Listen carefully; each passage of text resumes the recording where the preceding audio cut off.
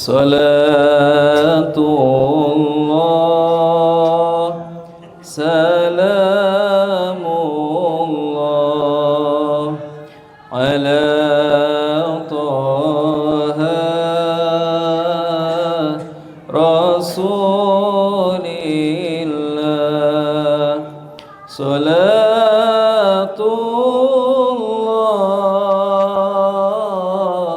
salamullah ala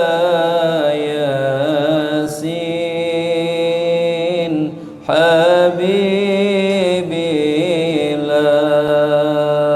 Salatullah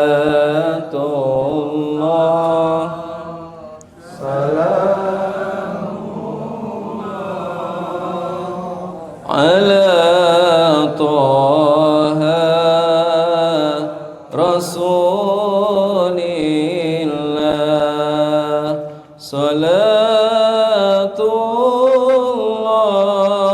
Salatullah salamullah ala Yasin Habibillah. Tawassalna bismillah wa bil hadi Rasulillah. Wa qul limujahidi lillah bi ahlil badri ya Allah. Salatullah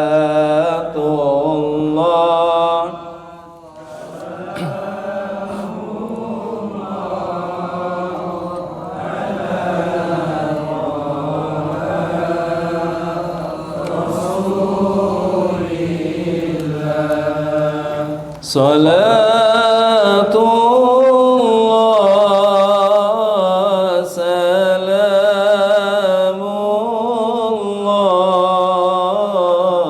ala Yasin Habibillah. Tawassalna bismillah wa bil hadi Rasulillah. Wa qul limujahidi lillah bi ahlil badri ya Allah. Salatullah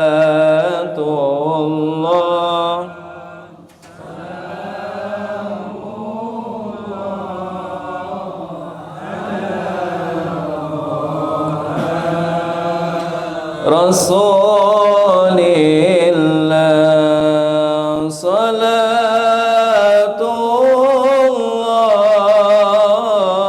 salamullah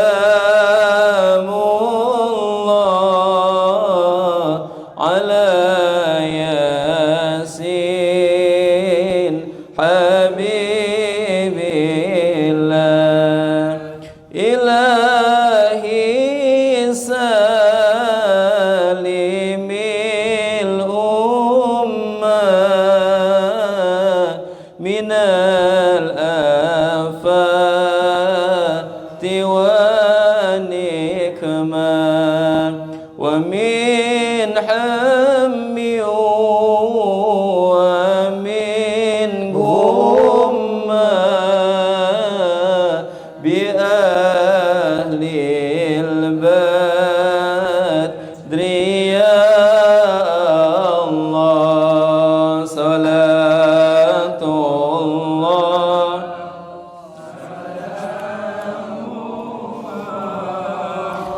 على طه رسول الله صلاة الله سلام الله على ياسين حبيب الله. Assalamualaikum warahmatullahi wabarakatuh.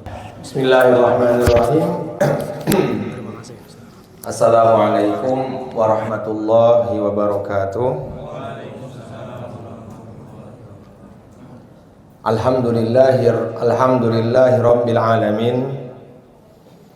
Alhamdulillahilladzi amarana bil ittihadi wal wifaq wa nahana 'anil syiqaqi wan nifaq wa nastaghfiruhu wa natubu ilaihi min su'il af'ali wal akhlaq wa nashhadu an la ilaha illallah wa nashhadu anna muhammadan abduhu wa rasuluhu sayyidil mursalin alal itlaq salata wa salaman daimaini mutalazimaini ila yaumit talaq amma ba'du. Qala Allah ta'ala fi kitabihil karim, a'udzu billahi minasyaitonir rajim. Bismillahirrahmanirrahim. Innal ladzina amanu wa 'amilus solihati kanat lahum jannatul firdausi nuzula.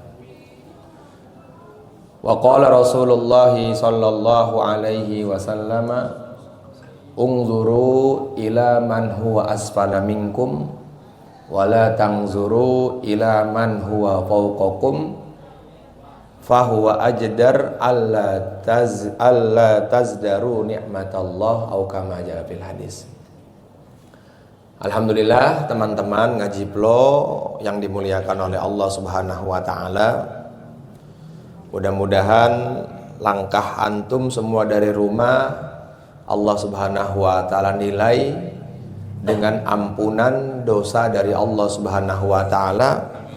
Allah nilai dengan naiknya derajat kita di surga nanti di hadapan Allah Subhanahu wa taala. Amin ya rabbal alamin. Marilah kita bersyukur kepada Allah Subhanahu wa taala karena Allah pilih kita dalam suasana yang baik, di tempat yang baik, duduk dalam majelis ilmu. Ini adalah satu kemuliaan. Karena orang itu bisa dikatakan mulia ketika dia mempunyai dua hal. Imam Syafi'i mengatakan, wallahi hayatul fata bil ilmi wat tuqa. Demi Allah, orang tuh bisa dikatakan hidup. Yang pertama ketika dia memiliki ilmu, yang kedua ketika dia takwa, merasa dilihat oleh Allah Subhanahu wa taala. Karena dengan ilmu semua kehidupan akan terarah. Dengan ilmu semua kehidupan akan baik-baik saja. Tetapi orang tuh kalau hidupnya tidak dibarengi dengan ilmu, maka dia akan merasa susah. Tetapi sebaliknya, ketika ilmu tidak dibarengi dengan takwa, malah itu sangat membahayakan. Maka penting sekali ilmu harus dibarengi dengan takwa. Di dalam riwayat dikatakan kamalul ilmi bil khaufi lillah. Sempurnanya ilmu seseorang ketika dia merasa takut, punya sifat takwa di dalam hatinya. Orang tuh kalau punya sifat takwa dalam kehidupannya, maka nggak akan ada tuh penyakit hati. Ya, jadi dalam hati itu banyak penyakit. Di antara penyakit hati yang begitu banyak Nabi SAW sampaikan, salah satunya adalah sifat toma. Makanya minggu kemarin saya bahas di dalam kitab-kitab tasawuf itu nggak ada pembahasan tentang bakhil. adanya malah pembahasan tentang tamak. Kenapa bisa demikian? Karena orang yang mengharapkan sesuatu kepada selain Allah atau kepada manusia, sehingga ketika keinginannya tidak dipenuhi oleh orang yang dia tuju, maka timbullah dalam hatinya mengatakan kalau orang itu bakhil. Makanya kata Imam Ghazali beliau mengatakan wartija'u rahmati man la yuta humkun wa jahlun. Mengharapkan pemberian dari selain Allah adalah salah satu tanda kebodohan dan kedunguan. Coba perhatikan bahasa Imam Ghazali. Wartija'u man la yuta humkun wa jahlun. Mengharapkan sesuatu atau mengharapkan pemberian dari selain Allah adalah salah satu tanda bentuk kalau kamu tuh bodoh, kalau kamu tuh dungu. Artinya kan Nabi SAW kan mengajarkan kepada kita untuk memasrahkan semua urusan kita kepada Allah. Orang yang memasrahkan urusannya kepada Allah, maka Allah akan cukupi kehidupannya. Allah Subhanahu wa taala berfirman, "Wa may yatawakkal 'alallah fahuwa hasbuh." Siapa yang bertawakal kepada Allah Subhanahu wa taala, maka akan dicukupi kehidupannya. Kapan orang tuh bisa tumbuh dalam hatinya penyakit tamak? Kata Nabi apa? Ketika orang tuh tidak bersyukur. Makanya tadi di awal saya bacakan hadis, "Ungzuru ila man huwa asfala minkum." Lihatlah dalam urusan dunia kalian kepada orang yang di bawah kalian. Wala tangzuru ila man huwa fawqakum. Jangan melihat urusan dunia kepada orang yang di atas kalian. Fahuwa ajdar alla taziru fahuwa azdar alla tazdaru nikmatallah. Yang demikian itu sangat baik untuk kamu bisa mensyukuri nikmat Allah. Kesimpulannya, orang tuh kalau dalam urusan dunia masih ngelihat nikmatnya orang lain, maka nanti ujung-ujungnya dia tidak mau bersyukur, sehingga merasa kurang apa yang ada dalam genggamannya. Ketika dia sudah merasa kurang, akhirnya dia rakus, akhirnya dia serakah, tamak, akhirnya dia menginginkan sesuatu yang sebenarnya Allah nggak tentukan untuknya, ujung-ujungnya curang. Kan kayak gitu semuanya tuh. Maka pembahasan malam ini adalah pembahasan tentang penyakit hati yang begitu banyak, salah satunya adalah tamak. Tercatat di dalam kitab Nasaihul Ibad, Al-Imam Wahab bin Munabbih beliau mengatakan, maktubun fit Taurati, tercatat, telah tertulis nasihat dalam kitab Taurat, al-harisu fakirun wa in kana malikad dunya. Orang yang tamak tuh, kata Sayyidina Wahab bin Munabbih, beliau mengatakan al-harisu fakirun wa in kana malikad dunya. Orang yang serakah tuh dalam urusan dunia, orang yang serakah atau orang yang tamak itu dikatakan orang yang paling miskin walaupun dia adalah seorang raja. Kenapa? Karena nggak pernah merasa cukup. Padahal Nabi SAW mengajarkan kepada kita untuk berdoa minta cukup. Di antara doa yang diajarkan oleh baginda Nabi, bahkan untuk keluarganya baginda Nabi, beliau mengatakan, Allahumma ij'al ali Muhammadin kifafa. Ya Allah, berikanlah kepada keluargaku rizki yang cukup. Bukan rizki yang banyak, tapi rizki yang cukup. Artinya supaya hati itu senantiasa merasa cukup, maka hendaknya dia bersyukur.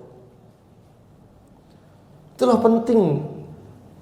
Toma itu akan menghancurkan seseorang. Bibit-bibit kehinaan dalam diri manusia adalah sifat toma. Sehingga begitu sangat tercelanya sifat toma itu, sampai dikatakan dalam Taurat, al-harisu fakirun wa in kana malikad dunya.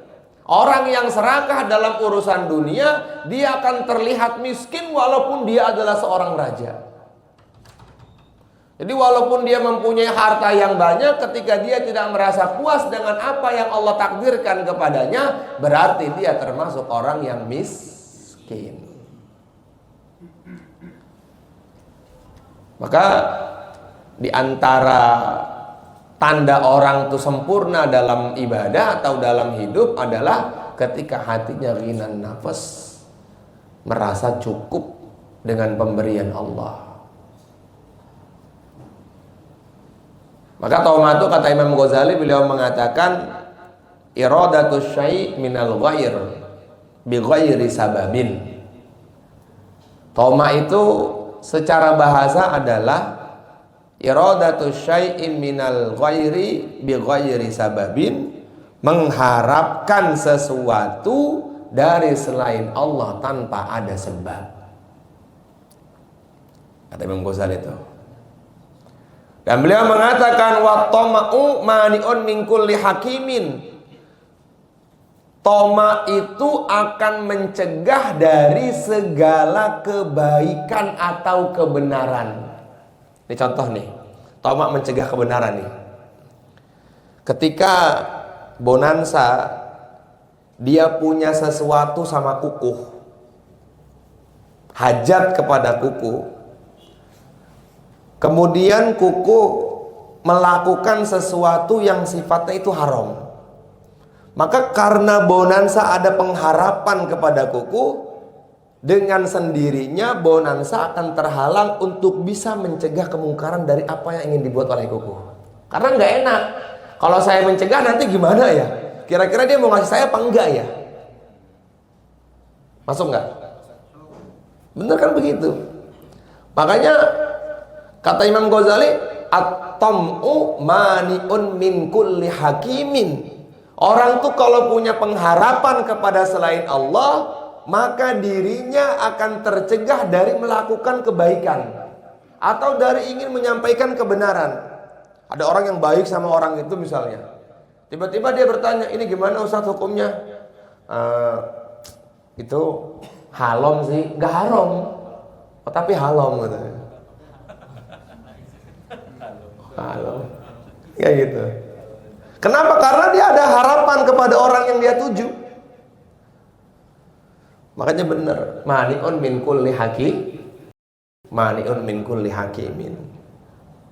Jadi betul-betul kita harus punya harapan tuh hanya kepada Allah. Jangan punya sifat toma, karena sifat toma itu sifatnya mental orang miskin, Bang. Kemudian kata Imam Ghazali, beliau mengatakan wastilahan, toma menurut istilah adalah yaitu iradatus syai'i minal ghairi bi ghairi sababin wa in walau kana lahu sababun fayusamma roja'a. Ini memang luar biasa Imam Ghazali itu ya.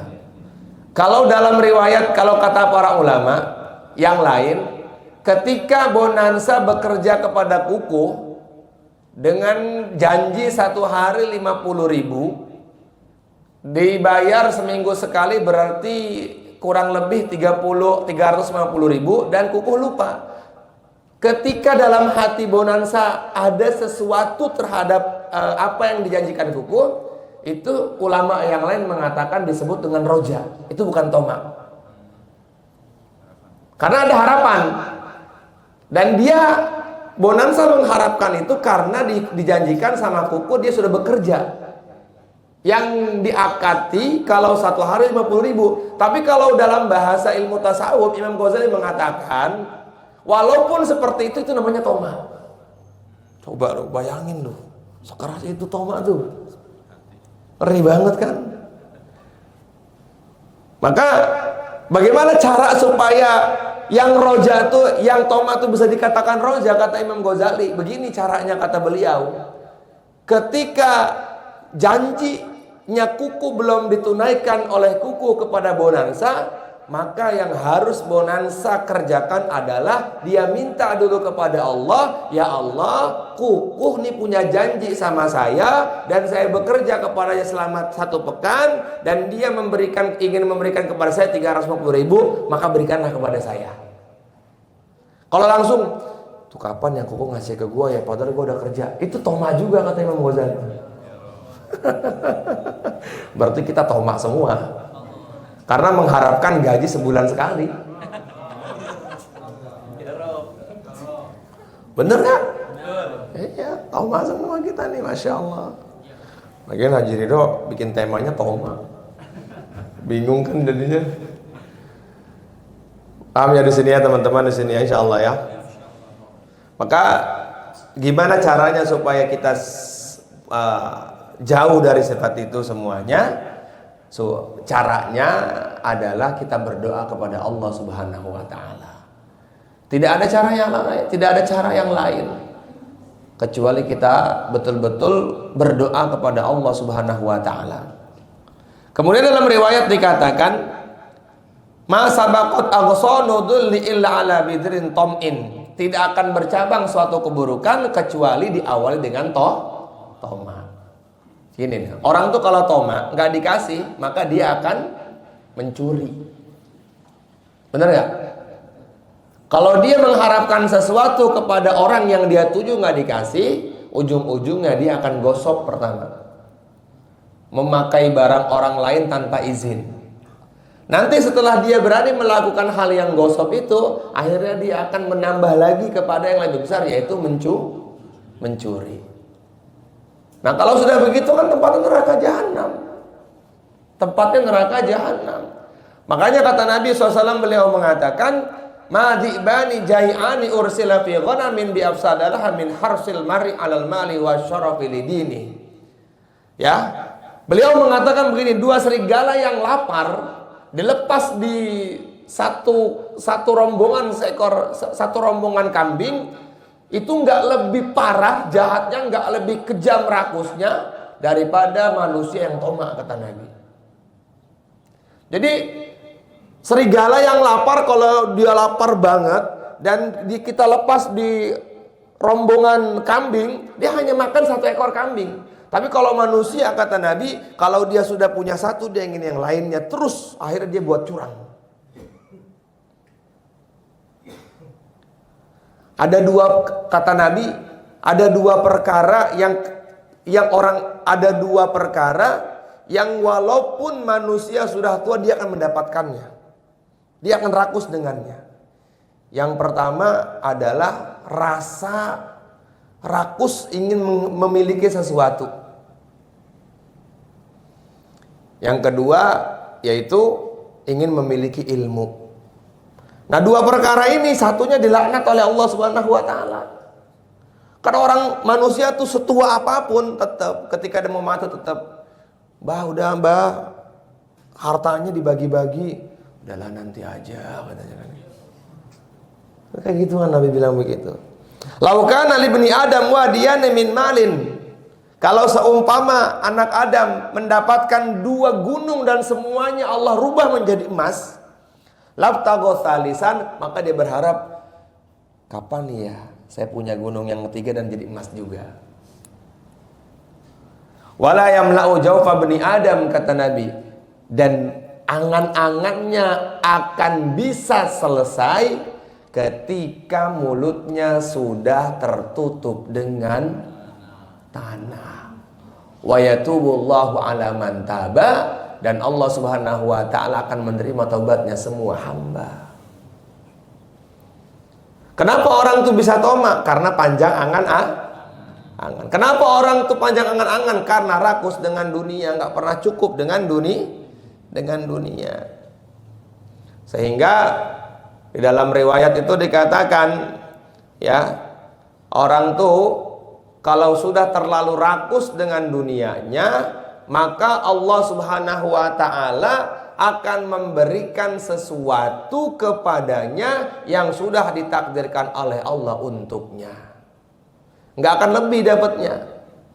Man kanatid dunya hammahu, barang siapa yang menjadikan dunia sebagai tujuan hidupnya, apa kata Nabi? Maka Allah Subhanahu wa ta'ala akan menjadikan sempit dalam hidupnya. Ya, walam ya'tihi minad dunya illa ma qaddara alaihi, tidaklah dunia datang kepadanya kecuali yang telah ditakdirkan oleh Allah untuknya. Panjangnya angan-angan tuh kayak gitu, ingin mengumpulkan dunia, padahal dunia itu adalah perkara yang kita tinggalkan. Dalam riwayat dikatakan, lam yabqa minad dunya illa bala'un wa fitnah, kata Nabi, au kama jaa fil hadis. Tidaklah yang tersisa dari dunia ini kecuali dua perkara. Yang pertama apa? Bala'un, bencana. Yang kedua apa? Fitnah, yaitu fitnah. Jadi mau apa yang dicari? Kalau Nabi mengatakan yang sisa itu cuma dua itu, maka orang yang paham adalah orang yang hidup di dunia, dia berjalan sesuai dengan aturan Allah, yang dia pikirkan bagaimana dunianya selamat, akhiratnya selamat. Itu orang yang paham tuh seperti itu. Sehingga dalam fadilah sedekah itu dikatakan, Bapak sekalian, Nabi Isa alaihi salatu wassalam pernah berjalan dengan Hawariyun. Yaitu Hawariyun itu adalah orang-orang yang setia menemani Nabi Isa. Kata Nabi Muhammad, likulli nabiyyin hawari, setiap nabi punya Hawariyun.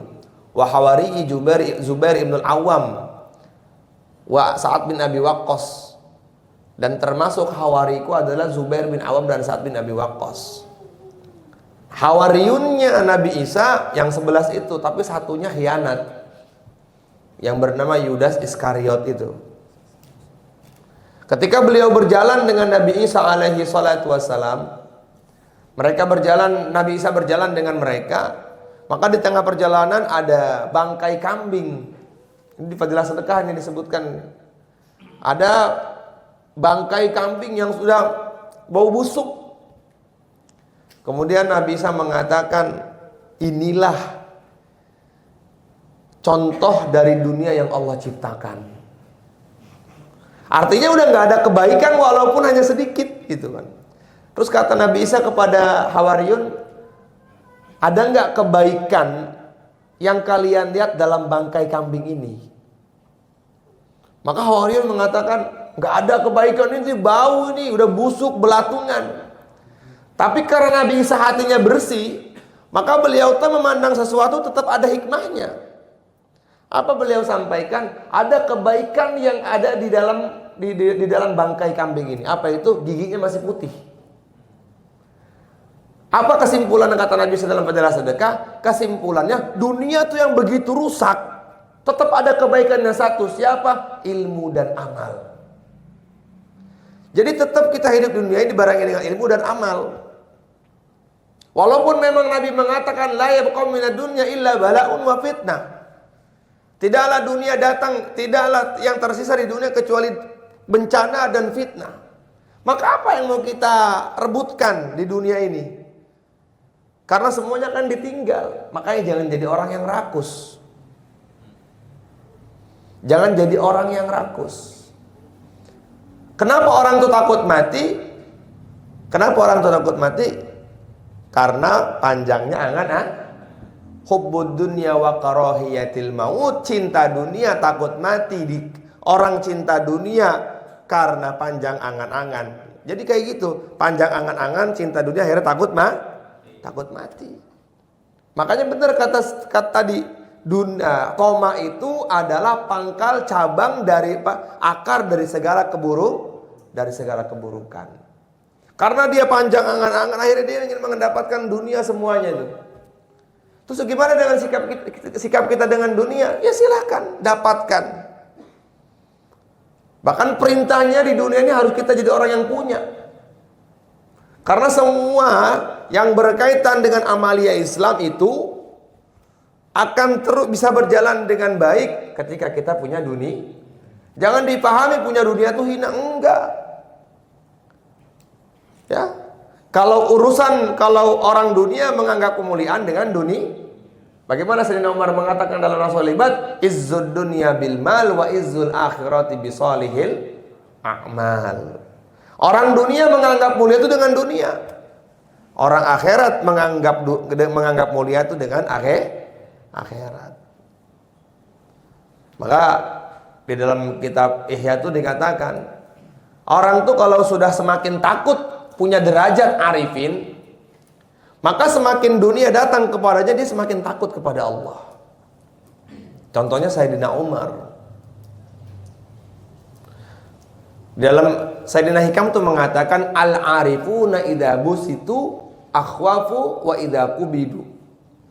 Orang yang punya kedekatan dengan Allah Subhanahu wa taala, ketika Allah Subhanahu wa taala buka dunia untuknya, maka takut.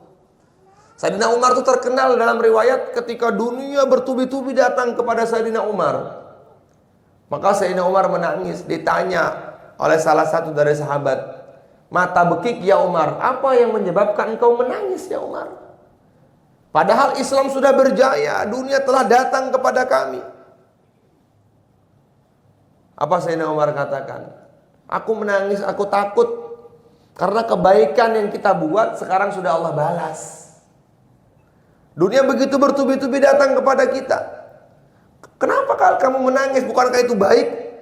Maka Umar mengatakan, kalau seumpama dunia yang datang kepada kita itu adalah perkara yang baik, maka tentu Allah akan datangkan yang sekarang ini kepada dua manusia hebat, yaitu Abu Bakar, yaitu Rasul dengan Sayyidina Abu Bakar. Orang tuh kayak gitu tuh.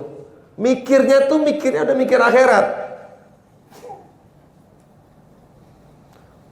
Ya, mikirnya tuh udah mikir akhirat. Makanya dalam riwayat Hikam tuh dikatakan, ya Allah lupa saya. Kalau orang tuh sudah punya kedekatan dengan Allah, maka dia akan lebih dekat melihat Allahnya daripada apa yang dia dapatkan, daripada perjalanan menuju kepada Allahnya. Ada di dalam Hikam itu. Di makalah berapa gitu. Jadi kalau orang tuh sudah punya kedekatan dengan Allah, dia nggak mikir yang lain lagi. Bagaimana Allah ridha sama dia? Maka yang paling terpenting dalam hidup ini, bagaimana kita senantiasa merasa takwa, ya, merasa cukup dengan apa yang Allah Subhanahu wa taala berikan kepada kita. Kemudian dikatakan lagi bagaimana? Wal muti'u lillahi ta'ala muta'un linnas wa ingkana mamlukan. Orang yang taat kepada Allah Subhanahu wa taala adalah orang yang disenangi oleh manusia walaupun dia adalah seorang budak. Orang taat itu disenangi Allah, disenangi manusia walaupun dia seorang budak. Tapi raja tuh kalau nggak taat tetap. Kemuliaan seseorang itu bukan dari pangkat jabatan, bukan dari harta, bukan dari segala-galanya. Bukan dari nasab juga. Nabi mengatakan al-jannatu mustahiqun liman ata'ani walau kana 'abdan habasyiyya. Surga itu wajib bagi siapapun. Ya. Surga itu akan dimasuki oleh siapapun umat Nabi Muhammad. Walau kana 'abdan habasyiyya, walaupun dia dari seorang budak suku Habasyah. Jadi antum jangan pede. Ya kan? Saya ini nasabnya tinggi. Wah, pokoknya bapak saya tuh presiden, bapak saya tuh kiai. Kalau antum nggak punya amal di hadapan Allah, tetap tempatnya adalah neraka. Wan naru mustahiqun liman asani walau kana Quraisyan syarafiyya, kata Nabi. Neraka juga pantas dimasuki oleh siapapun walaupun dia Quraisy. Kalau dia nggak taat kepada Allah, ya udah, walaupun dia Quraisy. Siapa yang nggak kenal dengan Kan'an putranya Nabi Nuh? Yang Nabi Nuh berdoa untuknya. Apa yang Allah Subhanahu wa taala sampaikan kepada Nabi Nuh, innahu amalun ghairu shalih, wahai Nuh, walaupun dia adalah keturunanmu, kalau dia tidak beriman kepadaku maka tempatnya adalah jahanam. Siapa kita ini? Maka kita ini yang nggak punya kemuliaan dari segi nasab, paling enggak kita mengangkat kemuliaan nasab kita dari segi ilmu. Ini mah nasabnya udah nggak mulia, nggak punya ilmu lagi, nggak takwa lagi. Mau apa yang dibanggakan di hadapan Allah, coba teman-teman? Saya ini nggak tahu ya kakek saya itu Abu Jahal atau siapa gitu. Ya paling nggak kita punya derajat lewat ilmu. Makalah jadi orang yang taat itu penting. Ya, ketaatan itu akan membawa kepada keberuntungan. Wa may yuti'illaha war rasulah faulaika humul muflihun. Barang siapa yang taat kepada Allah Subhanahu wa taala dan rasulnya, maka orang-orang yang seperti itu adalah orang-orang yang beruntung. Orang beruntung itu siapa sih? Orang beruntung itu adalah faman zuhziha 'anil nar wa udkhilal jannata faqad faz. Wa mal hayatud dunya illa mata'ul ghurur. Orang beruntung itu kata Allah dua. Yang disebut beruntung dalam Al-Quran itu dua. Yang pertama, zuhziha 'anil nar wa udkhilal jannata faqad faz. Diselamatkan dari neraka jahanam, dimasukkan ke dalam surga. Yang kedua apa? Wa mal hayatud dunya illa mata'ul ghurur. Enggak tertipu dengan dunia. Ya. Enggak tertipu dengan dunia. Orang tuh kalau udah enggak tertipu dengan dunia loss ya. Udahlah alhamdulillah. Yang bisa dipakai, yang bisa digunakan dan digunakan, enggak ngoyo dia. Tapi kalau nggak bersyukur karena ngelihatnya yang di atas terus, aduh kapan ya? Kan begitu sumpek tuh kayak gitu, hidup kayak gitu tuh. Sumpek nggak, Bang Iman? Banget kan? Sumpek banget. Sayyidina Ali mengibaratkan dunia seperti apa? Ad-dunya hulmun niyam. Sayyidina Ali mengatakan dunia itu seperti mimpinya orang yang tidur.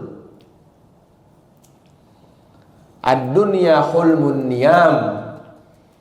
Dunia itu seperti orang yang mimpinya orang tidur. Faman arafaha wa talabaha.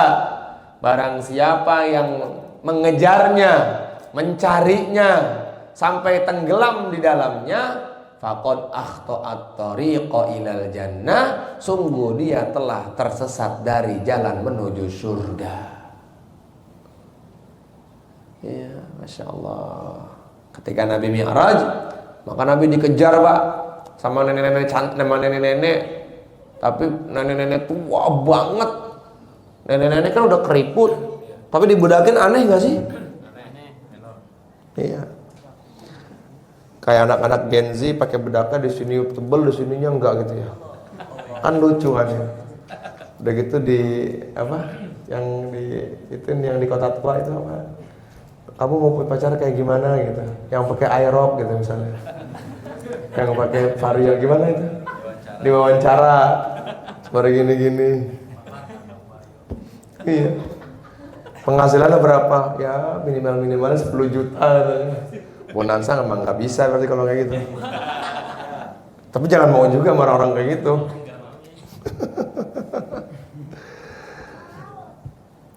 Kata Sayyidina Abu Bakar, kalau mau menikah tuh lihat. Kata Sayyidina Abu Bakar, idza tazawwaja imra'atin, kalau kamu ingin menikah maka lihat dua hal dalam keluarganya. Laki-laki nih, buat laki-laki. Yang pertama lihat siapa bapaknya, yang kedua lihat siapa abangnya. Kalau bapaknya udah nggak ada maka lihat siapa abangnya. Kalau abangnya baik, insya Allah adiknya baik. Tapi kalau abangnya nggak jelas, bisa dipastikan adiknya juga nggak jelas. Itu kata Sayyidina Abu Bakar, bukan kata saya. Sayyidina Abu Bakar bilang begitu. Baik. Terus kata Sayyidina Ali radhiyallahu ta'ala, beliau mengatakan ad-dunya, ketika Nabi SAW Mi'raj, maka Nabi itu dikejar sama nenek-nenek, tapi yang maksa dia dandan. Ya Muhammad, antazirni, wahai Muhammad tunggu saya. Itu Nabi hampir melihat itu. Kata Jibril, jangan nengok. Kalau kamu nengok muntah nanti kamu. Itu dalam kitab Ad-Dardir disebutkan Imam Nawawi. Masya Allah. Kemudian setelah udah nggak kelihatan tuh suaranya, udah nggak kedengaran suaranya, orang yang udah nggak kelihatan, Nabi tanya, siapa tadi tuh? Itu kata Jibril, itu perumpamaan dunia. Dunia tuh udah sebegitu tuanya, tapi banyak yang ngejar. Kan jadi kan dibuat-buat cantik sama dia kayak gitu kan. Tuh kan nenek-nenek kelihatan cakep pas lihat, ya nenek-nenek gitu kan. Ya Ji ya. Kiai mantap tuh. Coba Ji, maju. Ya. Kayak gitu. Dunia tuh kayak gitu, dapat tiba-tiba mati baru. Ya kan? Annasu niyamun fa idza matu intabahu, kata Sayyidina Ali. Manusia itu dalam urusan mengejar dunia seperti orang yang tidur. Sadarnya udah ketika udah mati baru sadar. Annasu niyamun fa idza matu intabahu. Kalimat Sayyidina Ali itu. Jadi jangan terkesan orang yang muflih, orang yang sukses, yang Allah katakan sukses dalam Al-Qur'an itu dua.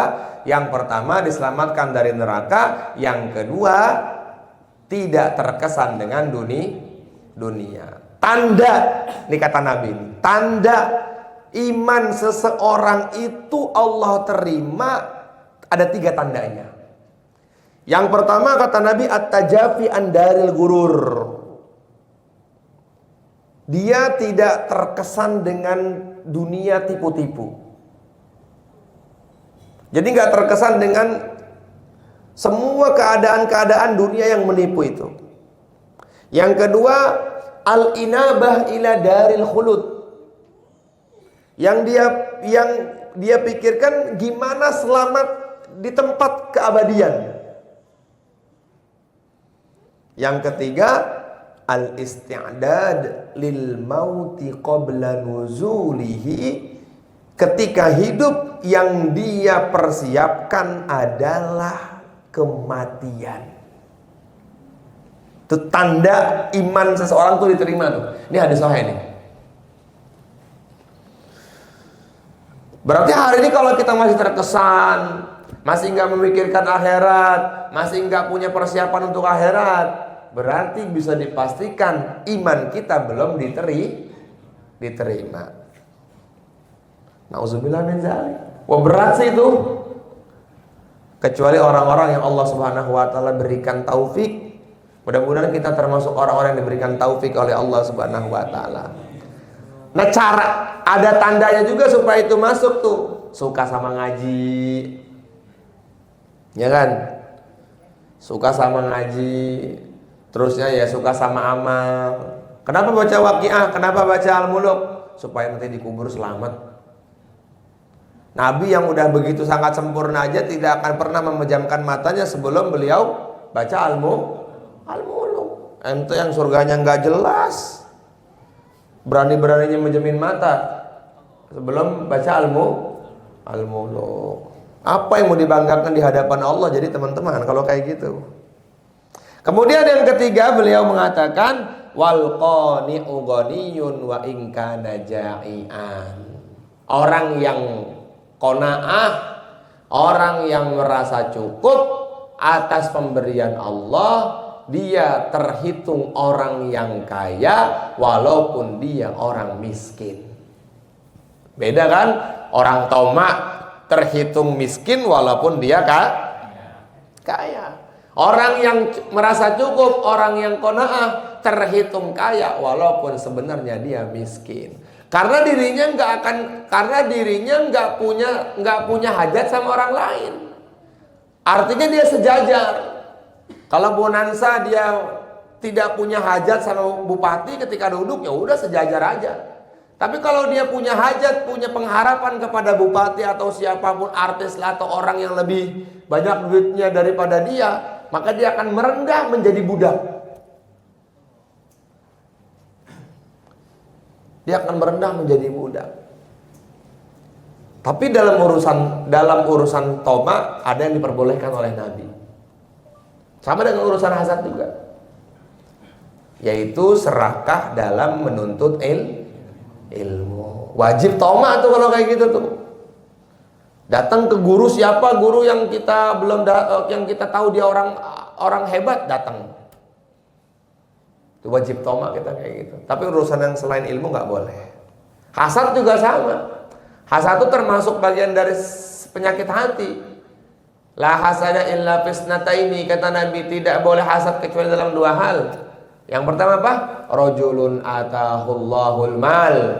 Yang pertama, kamu boleh hasad kepada orang yang diberikan harta dan dia bersedekah dengan hartanya sehingga tangan kirinya aja nggak tahu apa yang disedekahkan oleh tangan kanannya. Kalau kata Imam Ibnu Hajar dalam Fadilah Sedekah dikatakan tergantung keadaan. Sedekah tuh bisa dikatakan keadaannya, sedekah tuh bisa, sedekah yang terang-terangan itu jauh lebih baik daripada sedekah yang sembunyi-sembunyi. Atau sebaliknya, sedekah yang sembunyi-sembunyi itu jauh lebih baik daripada sedekah yang terang-terangan. Imam Ibnu Hajar mengatakan dalam Fadilah Sedekah tergantung keadaan. Kalau dia bisa menata hatinya, disampaikan sedekahnya itu jauh lebih baik daripada yang disembunyikan. Mana dalilnya? Fa'amma bi ni'mati rabbika fahaddits. Tapi kalau seumpama dia takut, nggak bisa menata hatinya, maka sembunyi-sembunyi itu jauh lebih utama. Hatta gimana hadisnya? Yaqbahal shimaluhu ma yunfiqu yaminu.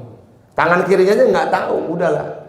Tapi karena sedekah sembunyi-sembunyi yang ikhlas diberikan karena Allah, akhirnya orang kaya yang tadinya bakhil menjadi dermawan. Karena sedekah secara sembunyi-sembunyi dan dia ikhlas karena Allah, seorang pelacur yang kerjaannya melacur akhirnya bertobat kepada Allah Subhanahu wa taala. Oke, kayak gitu.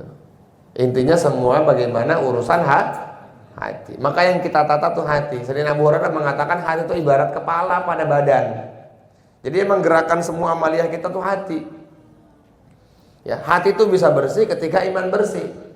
La yastaqimu imanu 'abdin hatta yastaqima qalbuh. Tidak akan pernah lurus iman seseorang sebelum hatinya lurus. Nah, letaknya iman itu dalam hati. Sehingga Nabi mengatakan at-taqwa hahuna. Takwa itu di sini. Walaisa fil kisah, bukan di pakaian. Walaisa fil imamah, bukan di sorban yang besar, bukan. Bukan sorban kayak dari Sulaiman. Bukan. Takwa enggak di situ. At-taqwa hahuna. Sampai Nabi begini nih. Wa asyara bi yadihi al-yumna salasa marrat. Nabi menyampaikan takwa di sini, di sini, di sini sampai 3 kali. Walaisa fil huna, tidak di sini kata Nabi. Walaisa fil imamah, bukan di sini. Walaisa fil malabis, bukan di pakaian, bukan. Ada takwa, pakaian nama takwa mereknya. Masjid juga ada masjid at-taqwa. Ya mudah-mudahan orangnya takwa semua. Jadi kayak gitu. Paham di sini ya insyaallah ya. Jadi jangan sampai kita ini punya mental toma.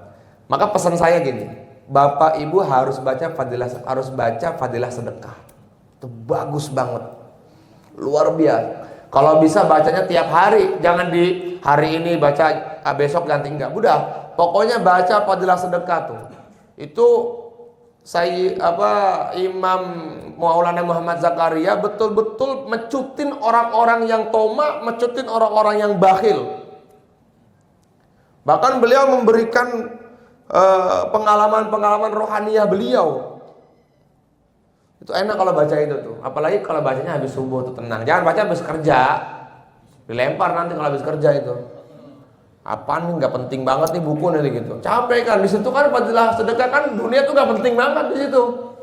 Buset, parah banget. Makanya bacanya tuh perintahnya itu bacanya setelah sholat biar masih fresh baca 2 lembar itu bagus banget. Pol bagusnya itu. Hari ini kita nggak bisa baca kitab, nggak bisa baca Quran, paling nggak baca-baca kayak gitulah. Ya, beli fadilah sedekah, baca setiap hari, dibaca. Ada yang nggak paham, tanyakan. Wah, itu luar biasa itu. Pembahasan tentang toma di situ tuh panjang lebar. Nah, saya persiapan tadi lewat kitab fadilah sedekah aja ini. Jadi kali apa yang saya sampaikan sekarang ini itu dari fadilah sedekah. Mudah-mudahan Allah Subhanahu wa taala terima kita semuanya. Ya. Dan kita berharap kita ini harus punya mental memberi, jangan mental meminta. Mental memberi zakat, jangan mental menerima zakat. Walaupun kita nggak punya, tapi usahakan banget kita harus punya mental memberi. Bagaimana caranya?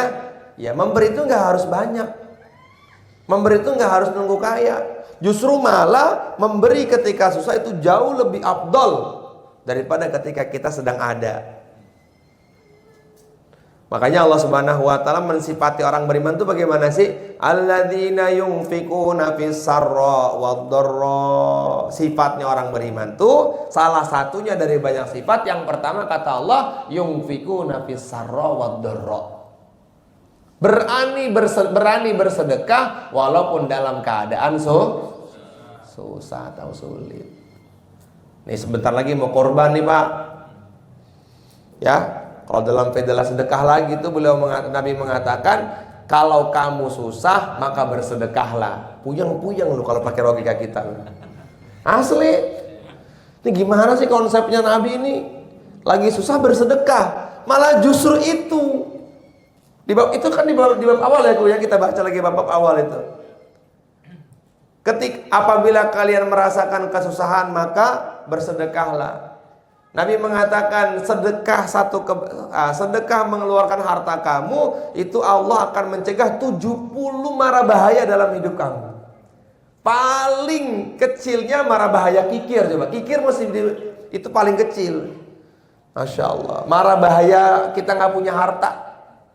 Jadi untuk mendatangkan rezeki dari Allah Subhanahu Wa Taala maka harus punya mental memberi. Paham di sini ya? Nabi mengatakan terakhir, al-yadul ulya khairum min yadis sufla. Memberi lebih baik daripada bukan tangan di atas daripada lebih baik daripada enggak. Nanti ada orang yang tak ngasih tapi yang nerimanya di atas gini. Kok nih kok. Dia enggak begini, kayak gini.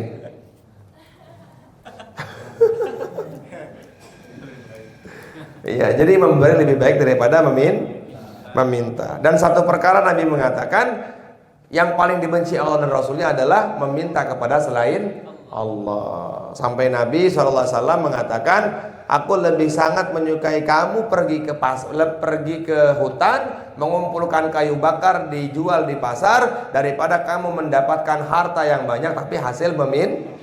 Tapi hebatnya Nabi mengajarkan kepada kita, kalau ada yang datang kepada kamu meminta dengan di atas kudanya yang mulia, maka berikanlah kalau kamu mau.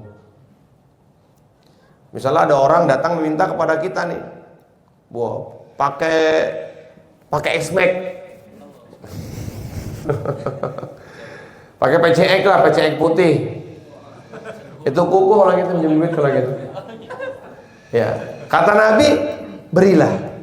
Tapi kalau kamu nggak mau memberi, maka kamu katakan dengan kalimat yang aduh sorry banget gua nggak bisa, jangan, lu masih sehat, bukannya kerja, bego. Hah? Jangan, kayak gitu ya. Paham ya di sini ya? Tapi Nabi nggak suka dengan orang yang minta kepada selain Allah kayak gitu. Paham di sini insya Allah?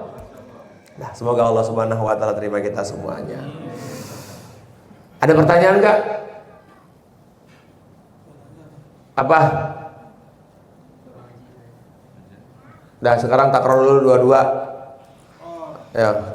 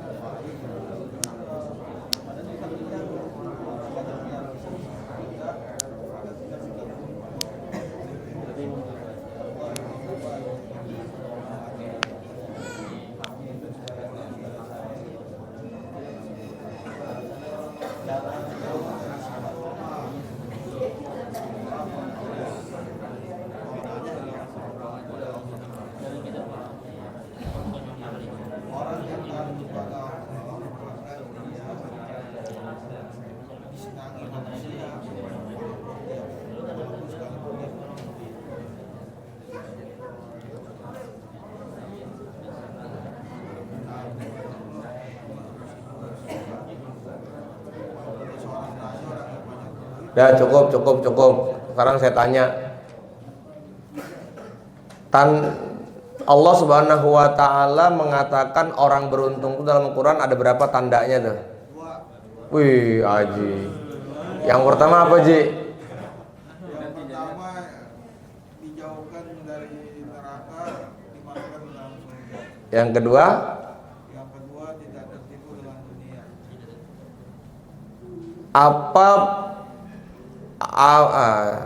Apa yang dikatakan Sayyidina Ali tentang dunia? Apa Ustaz Evan? Nyatat nggak?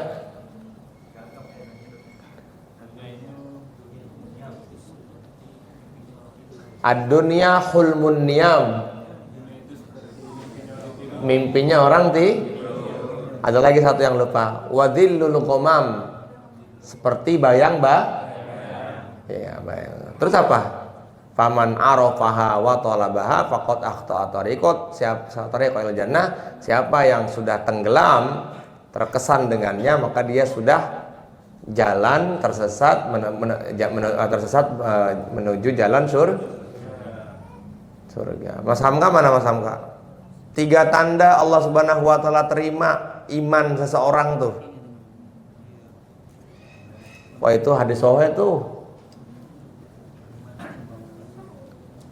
Mas Hamka, ibu-ibu, mbak-mbak, Umi Bonanza.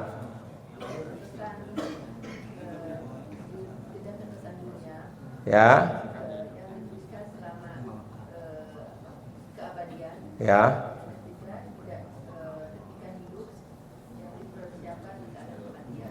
Yang dia. Misalnya.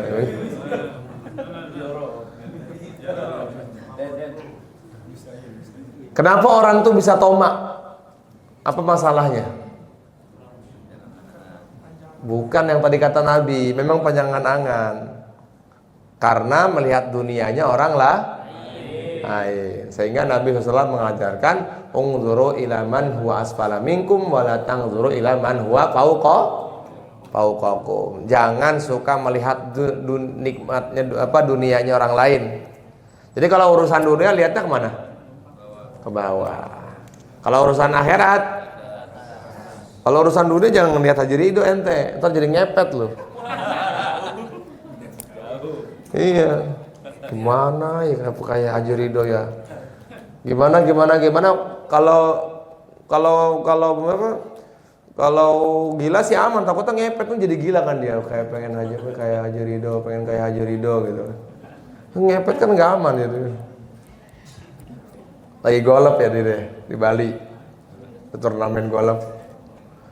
Paham ya di sini ya? Semoga Allah terima semuanya. Al-Fatihah. Bismillahirrahmanirrahim. Alhamdulillahirabbil alamin arrahmanir rahim maliki yaumiddin. Iyyaka na'budu wa iyyaka nasta'in ihdinas siratal mustaqim siratal ladzina an'amta 'alaihim ghairil maghdubi 'alaihim waladdallin. Allahumma shalli wa sallim wa barik ala sayyidina Muhammad fil alamin innaka Hamidum Majid. Rabbana hab lana min azwajina wa dhurriyyatina qurrata a'yun waj'alna lil muttaqina imama. Rabbana anfa'na bima 'allamtana wa 'allimna ma yanfa'una wa zidna ilma summa barik lana. Allahumma inna nas'aluka khaira hadhihi al-laila wa khaira ma fiha wa khaira ma ba'da wa na'udzubika min syarri hadhihi al-laila wa syarri ma fiha wa syarri ma ba'da. Allahumma inna nas'aluka khaira kullihi ajlihi wa ajlihi ma 'alimna minhu wa ma lam na'lam wa na'udzubika min syarri kulli ajlihi wa ajlihi ma 'alimna minhu wa ma lam na'lam. Wa sallallahu ala sayyidina Muhammad walhamdulillahi rabbil alamin. Ya Rabbana tarafna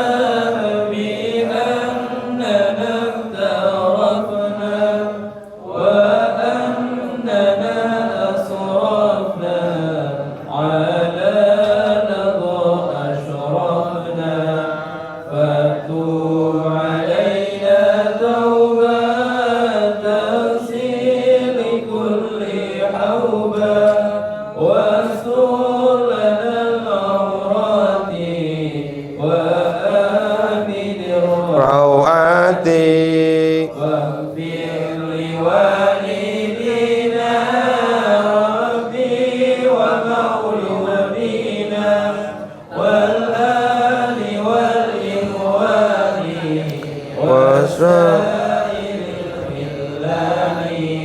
وكل ذي محبة أو جيرة أو صحبة والمسلمين عجبا آمين ربي أسمع فنلو وجودا منا باكتساب منا بالمصطفى الرسول نرضى بكل سول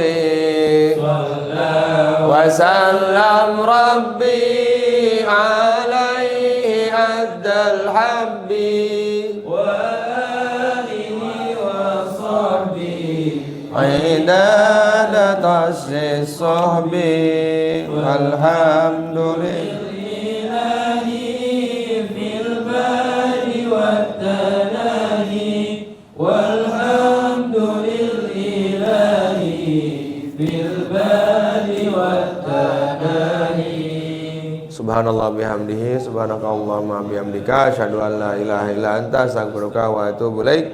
Assalamualaikum warahmatullahi wabarakatuh.